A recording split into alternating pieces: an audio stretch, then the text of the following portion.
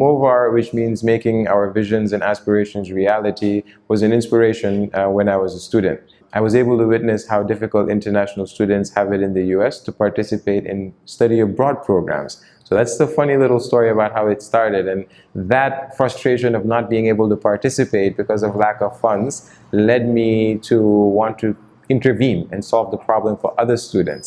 So I enrolled in an econometrics course to look at ways to solve the problem. And what I found out with issues of brain drain, issues of scholarship, tertiary education and things like that led me to want to look at all those dynamics now and try to find a solution so other students wouldn't face it.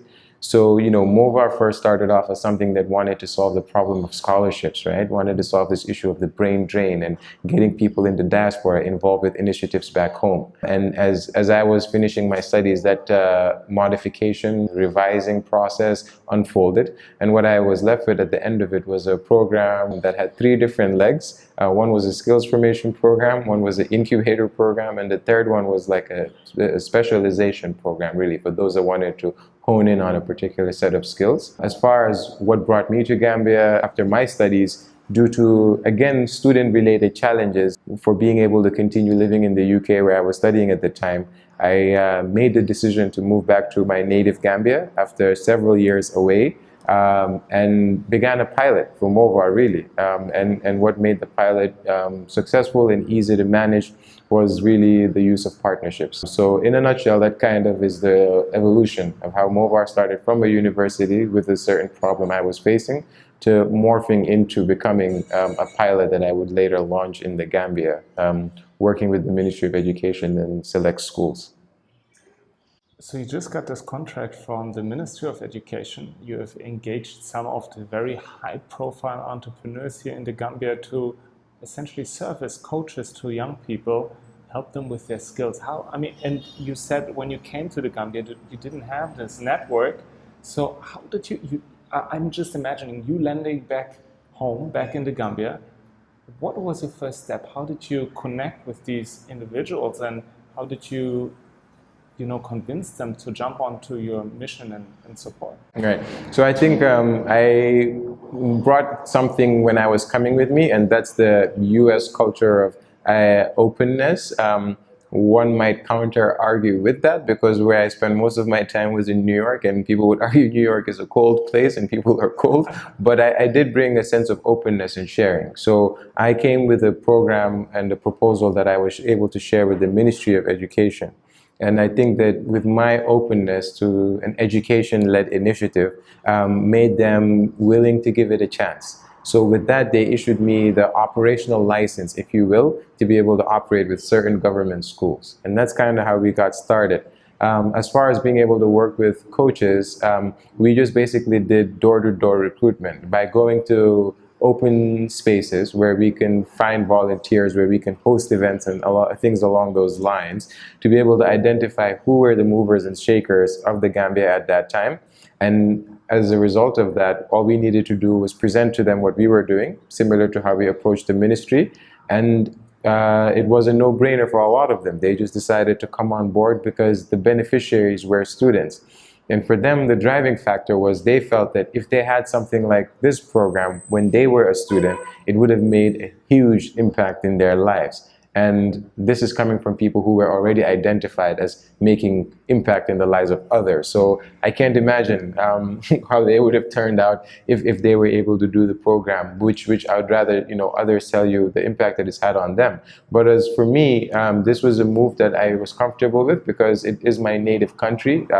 I was away for a long time, but I am Gambian at the end of the day. And secondly, I felt that being able to pilot it in my own country, if there was to be any success, it would be 10 times sweeter than if I were to get that success anywhere else because of maybe how much space I would have to operate. I always looked at it as a canvas and I could do with it not whatever I want. That may misinform some people, but I had a lot more freedom and on this canvas, right? So that's kind of why for me it was exciting.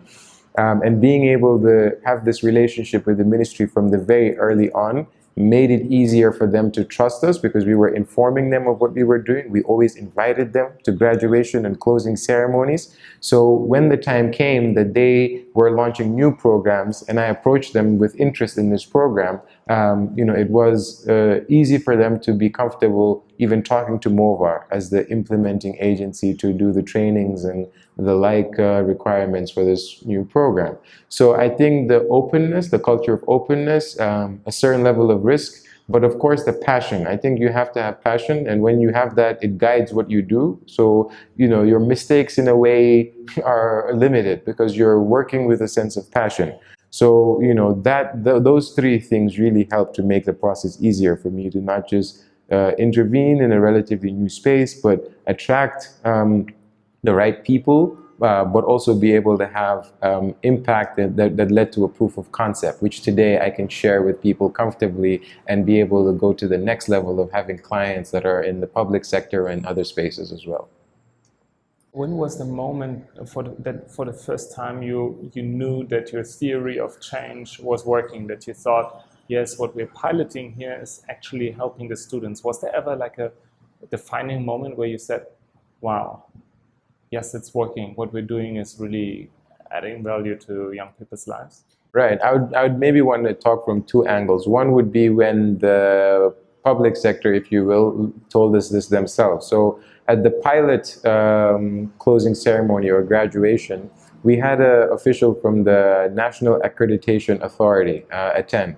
So when he was there, fortunately for us, one of the students did a solution proposal where he did an experiment, a science experiment, showing how one of the most popular diets in the Gambia is actually ulcer aggravating food.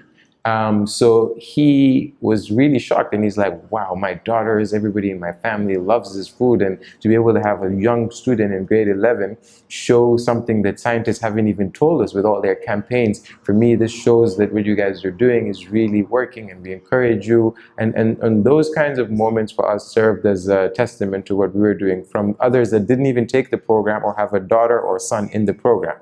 So that was one angle. The other angle was from the students as well. What we did with the solution proposals was just wanted to give them exposure to test out what they're learning. But when we had a student create an association in his school, and we got feedback from the school coordinator that the association had 500 members and the school had a total of 1,000, we were shocked that 50% of the school was interested to be part of something that came about as a result of a student solution proposal as a requirement in a Movaar program. So those two things, I think one shows from a beneficiary, a direct beneficiary in the program in the form of the student, and another one is a beneficiary but indirect as a stakeholder in society and what have you, and that's the National Accreditation Authority official. So, those two moments for me were really gratifying moments for me to say that, okay, I think we are on the right track with what we were doing, and both these examples come from the pilot. So to be able to get that kind of affirmation so early on was really encouraging to be able to say, okay, I think we are doing something right. So those would probably be the two examples. Wow. How does your business model work, or which business models did you experiment with in your social enterprise? Right. So the way it works right now is we basically just have a direct client relationship where organizations or institutions approach us, and we design competency and capacity building programs for them, focusing on soft skills development, essentially. But in the beginning, we had a model where it was monetized from the early stage, where we wanted to have the students pay to be able to benefit from the program, and that did not work out so well because of things that maybe I didn't factor, having spent most of my life growing up in more advanced countries where the dynamics are different. So we had to scrape that model and reverse it for a training of trainers model, where we were charging to get people trained and certified. That's really the model that we ended up sticking with in the end. And it also made more sense in the medium to long term because it wasn't just students that we wanted to target. That was just a pilot. What we wanted to do was to have impact in the lives of individuals, to be able to give them access to compete in one of three areas: the job market, higher education, and in the early stage business development. So with a micro, small enterprise and income generating activity. So provided we were able to do those things, I think we were comfortable shifting the model from direct relationship with the students or the direct client and changing it to a training of trainers model, where that's kind of how we monetize things. But a lot of the financing has been bootstrap financing early on. We've only secured one grant, and that was through the Clinton Global Initiative. But outside of that, it's just been a purely social enterprise, financial self-sufficient model where the payments for the certifications get fed back into the program, or sorry, the company rather. So these are the kind of different models that we experimented with, and who knows, it might evolve yet again. Yeah. What are the students taking away in your skill development program? What are the skills that they're learning? Right. So I think the recognition that the workplace and also tertiary education, it's all changing. So we needed to make sure that there was a concentration on soft skills. I think a lot of times, you know, whether it's through degree programs and what have you, people can acquire a whole set of skills that look good on paper. But the soft skills, being able to work in a team, being able to work independently, being able to have impact, and just the cultural sensitivities around working in mixed environments now, those aren't taught necessarily. So our three key skills are problem solving, creativity, and critical thinking. These are also skills that we feel that oftentimes what our colonial education systems don't teach the kids. It's a system of cram or memorize an exam, cram an exam until grade 12, and then you get fed out into this economy where you're told to now stand on your own. So we saw that as the first major crossroads in anybody's life, and hence why we wanted to pilot with schools, because that's really the first crossroads. Before that, they're living with parents, they're at home, but now they actually have to make choices that, you know, serve them as adults.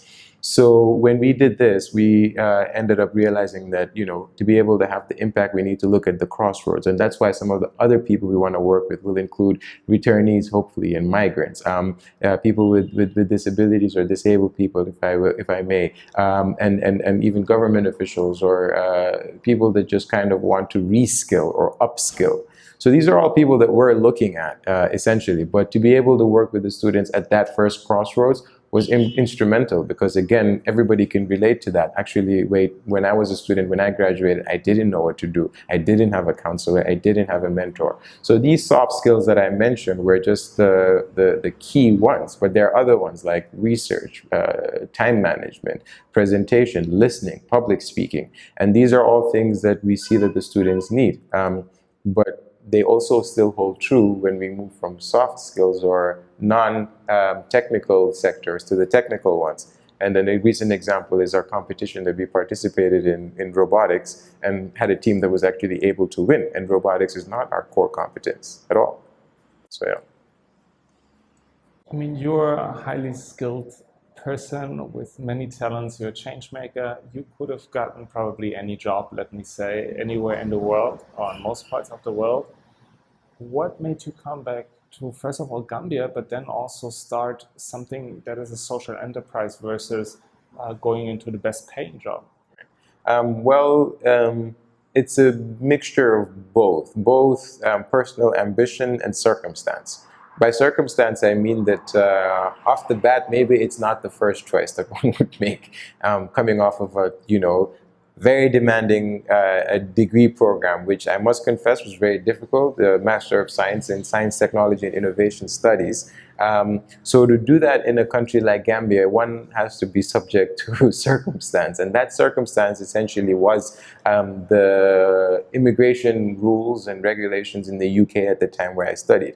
A lot of the students who were in the UK around 2013 to 2015 understand this very well. But when you were done with your degree program, some had as little as a month, but it was between 1 to 6 months maximum to, I don't want to say leave the UK, but find a job where your employer could show that a UK national couldn't do that job, one, and two, there was a salary floor. If your salary was below that floor, you could not get the work visa. So this having been the case, and in my own personal story, I hadn't been to Gambia in quite a while. I had 3 job offers. Unfortunately, I couldn't take any because of these requirements. So I decided to move back home. And again, I mentioned how being able to pilot something in your home country, it's all the more sweeter than being able to do it elsewhere. So this was the reason why Movaar. And then why I didn't take the high-paying jobs was because this was the one time that I had at least a little bit of a window to test things out. But in honesty, down the line, when the funding that you may have access to and other things dry up, as naturally they do, you have to get yourself back in the job market. But before doing this, I gave fellowships a chance, and fellowships are something I'd recommend to anybody to build your network, to build skills and what have you. But I did get back into the job market, going back to what my professional background was. So I worked as an economist for 2 years in the country, in a job that was a very good position, I must confess. But at the end of the day, I think when you have passion, and again, I said, if you're guided by passion, you feel like, your mistakes are not few or not absent, but it's managed. So I did this for a matter of time, obviously with the objective to throw myself back into what I love doing full time. And yes, that doesn't mean you might not go back into the job market, but if you do, you always have something in the back of your mind for what you are after. And I think that having that as a guiding torch will just keep you moving ahead. Your initiative, your passions, your ideas, and what have you. So it's circumstance, but also determination, the personal determination and ambition. Thank you for sharing that. And I love the share that I think for many entrepreneurs, it's all or nothing. But always having the insight, well, I can always get back into a job, and I might even acquire skills through my own business project that might help me in a job market,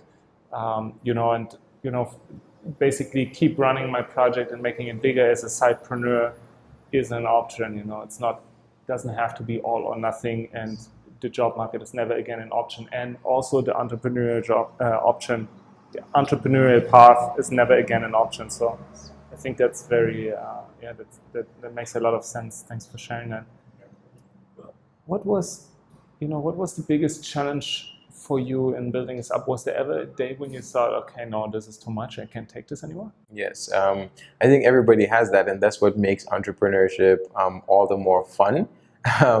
Because I tried to describe it to a friend recently who was talking about a challenge we had with the robotics program that I mentioned, and he used the word impossible, and I told him, well, don't you know that I'm in the business of making miracles happen? Because I think at the end of the day, you see something that nobody does, and you're stuck trying to describe it and just telling them it's just up there, you got to look at that corner, and can't you see it? So slowly you start to describe it until there's that aha moment where they're like, oh, actually, we do see it, but you're the only one that does. And that is an uncomfortable space, like psychologically, any way that you want to look at it, because you can be deemed crazy. Nobody believes in what you're doing, and it's a very lonely space because only you believe in what you're doing. But once you start to have results and show results, I think that's when you're able to attract people to come on board, and the sincerity of what you're doing.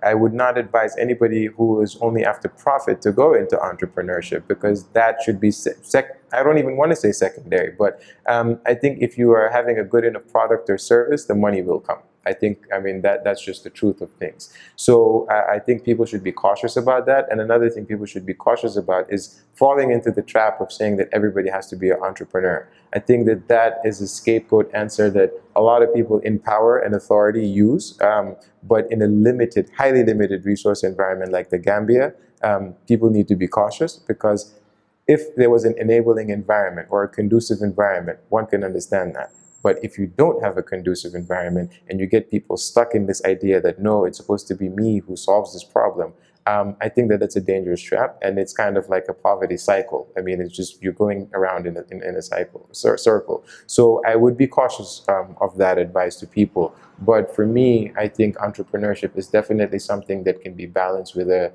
other responsibilities, because you will have to admit to the fact that you have a regular life. Some of us have families, some of us have other goals, and it shouldn't mean abandoning everything for one. It's not all or nothing, like you put it. And I think that it's supposed to be something that you develop in conjunction with other things, because that's what makes it current. It's what makes it relatable to other people. But if it's something that you obsess over, I think, as they say, it's what you love that kills you. I think there's a saying along those lines. So I think that it should be a managed process. And this involves talking to mentors. This involves taking a step back, stepping out of it, letting people take the lead sometimes, and then learning to be a follower. These are all things that go into being able to produce success. I don't want to say being a good entrepreneur because the word is so loosely used, we don't even know what it is anymore. So I want to say, be able to have impact or produce success, you need to be able to assess and manage all these processes. And it's not something you can do on your own. You need to have self-belief. You need to have people that want to work with you. But I think you also need to have a certain level of selflessness, being able to step back and work in the shadows and manage problems and risks. I'd like to share a story, if I may briefly, but during one of our closing ceremonies, we had a space that was provided to us for free, and all of a sudden, it was getting a little bit late and the power went. It was a power cut. So, in that moment, we had to manage an emergency. Kids are there, parents are there, officials from government are there, so the MC froze and didn't know what to say because it's nighttime, it's dark, so you need to be able to take moves and come up with solutions quick. So I had to literally run up the stage with my phone as a light and, snatch the mic from the MC and just, ask everybody with a phone to turn on their flashlights, and then that kind of kept the calm. So, you don't want people to panic. So I think being able to act in moments when you can't predict what the problem is going to be, that is really the true test. And that is where you can come out to the fore. But outside of that, you need to trust your process and let your process take fold. So I think that that's very important. And that was an experience that I was happy we were able to manage. From there, people got comfortable. And then, one of the students was like, let's continue this way. Then they started a presentation with their phones around the presenter. And well, luckily, 25 minutes later, the power came when we were about to wrap up the event. But I think being able to manage emergencies or situations, that's really where the real test is. Because if it had been a situation of panic, that program would not have ended, and maybe people would have dispersed and we wouldn't have had the conclusion that we did. So those are all important steps I think people should consider. And you never know what the reaction will be probably when the light goes out, but you just know, okay, now I need to step in. Let me go up on stage and be creative. Right, and I think that these are things that you do, it empowers people. If you show leadership in moments like this, it empowers people to step in and take ownership of the vision.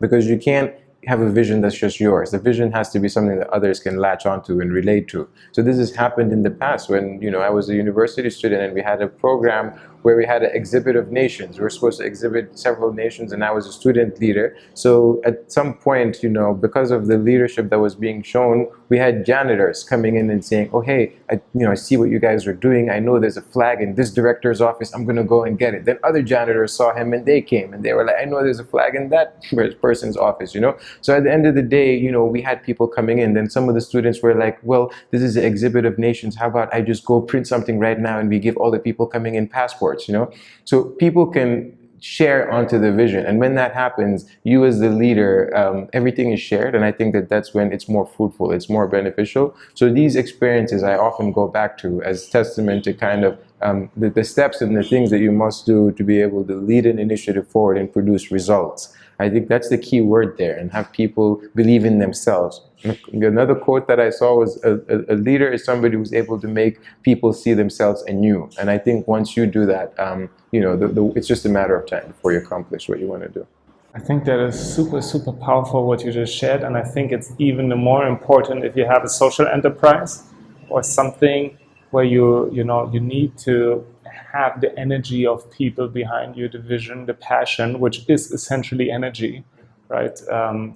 That people latch onto the project or make available resources that one would not even have dreamed of that are there. And a Senegalese entrepreneur, he recently said, guys, people were doing stuff before money was even invented. Absolutely. So I think we tend to forget that essentially everything is created from energy, belief, passion, will, and then the money is sometimes used as a means for trade. And of course, if you have something that inspires nobody and you just want to make money, then you have to pay salaries to have people help you, whether they are motivated or not, we don't know. But if you have something that resonates with the heart and mind of people, then energy is being fueled in. So I think that's how to tap into that, let me not say commodity, but into that energy is something very powerful. I love that share. Absolutely. It's an important process for sure. It's an important process. And I think the other thing that helps is letting people know that they matter and that they have something to contribute. But a lot of the students here, It's just access to opportunity. And Movaar always talks about access to opportunity when we talk about the Movaar philosophy and things like that. So, these kids are not, backward, they're not anything, but if they had access to opportunity, somebody that can sit and work with them, I mean, they can produce wonders. I mean, to the point where now we won a robotics competition. This is a country of 2 million where nobody knows what robotics is. But now when we say Gambia, that's one of the things that people will be talking about in the media, that, well, actually, these guys actually just won a robotics competition. So I think, a country where there's so limited resources and whatnot, and having a team of students, in grade 10 and 11 go and compete in a Pan-African competition and win, that's the kind of stories that we want to show people, that you are capable, it is possible, and somebody does care about you. But that process has to happen. Schools don't even have counselors most of the time, so these students are forced to specialize arts, science, or commerce in grade 10 or 9. And that's it. They have to choose, maybe because the most successful sibling did arts, so hey, you know what? I'm going to go for arts. Or the mom or dad says you're going to be a scientist, so they choose science. But there is no informed process. So we roll these programs out with that in mind as well. And we give shadow opportunities and whatnot, so they can say, hang on a minute, I don't want to do this. I want to do something else. It may still be soon for them to decide at that age, but at least they have a little bit more informed decision-making process. So I think it's just letting people know that they matter, giving them access to opportunities and leveling the playing field to say, guys, listen, those kids in Europe or the US, they're not any more smarter than you. You are capable. And I think that for me, that's essentially what gets me going. That's why I do what I do, because I know these kids can do amazing things. I would not be surprised if any of the 6 kids we took to the robotics competition starts a IT company tomorrow or a robotics company. I have all the confidence that they will.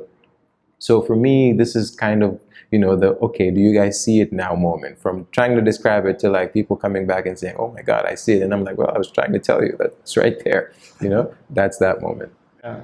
Yeah, I think it's with that kind of, with enabling people through trusting in them so that they can then see it for themselves.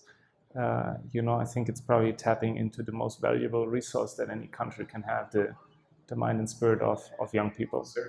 And it needs that mindset that, well, trust, self-belief, and then willingness are what can make that happen. That someone comes from, well, my options are arts, science, and something else, to I win a robotics competition in a country where no one knows what that is, to, well, yeah, maybe I start an IT company. Yeah. My final question would be, what would be your advice to a young person today in Gambia? For the sake of consistency, I'm going to give one advice that I had given at an earlier talk earlier this year, which is to do something, but to do it together. I think that sums up what I think young people might be urged by to do to have an impact, to not be victim of what was popularly called armchair activism, where, you can go online, click a few likes, or, buy an armband or buy a t-shirt, which Gambians love, by the way, just to throw a little bit of shade there, buy a t-shirt to support a campaign. I think you can do more. I mean, people are equipped with brains and they can think, So to be able to do a little bit more and be given a chance to speak, be given the chance to share, I think those things will let them learn about themselves. It's about, in our skills formation program, it's about 4 steps, right? We have discovery, formation, leadership, and delivery. The discovery process is important. They need to know and learn things about themselves. And sometimes the only way to do that is through another human being, somebody who's more experienced or what have you. In the formation phase, you trust that process and let it start taking shape, but challenging them. In leadership, they take action for whatever it is they're passionate about. And the delivery, it's what it says, it's the delivery. We get to see what they can produce. In our case, it's a solution proposal. And I think that, following this process, which others can adapt to other areas as well, shows that it works. It's not something that I'm saying off of a whim. I think people can go and test it out and see. So in a nutshell, what I would say to young people is, do something, but do it together, because I think that there are so many problems and challenges and issues and causes that are beyond each of us individually. And when you subscribe, literally subscribe to those, you can meet like-minded people and have greater impact than you could ever have individually. So, put yourself out there, discover what you're interested in, who you are, and then from there, I think you'll be able to see that what corporate, I don't want to say corporate America, but corporate capitalism perhaps, tells us that it's about, you and your personal brand and that job and this house and what have you. I think that ended several years ago. I think now it's about really these causes, these campaigns, these interests that we care about, and how we can find common ground with like-minded people and have great impact, because the problems are many. I mean, we're facing unprecedented challenges right now. But that doesn't mean we haven't had unprecedented growth and access and innovation too. But I just feel that in order to manage some of these supposedly insurmountable challenges, we need to work together and we need to do something. So do something, but do it together. Wow, thank you so much for sharing, Omar. My pleasure. Very inspiring interview. My pleasure. And more power to you. Thank you very much. All right.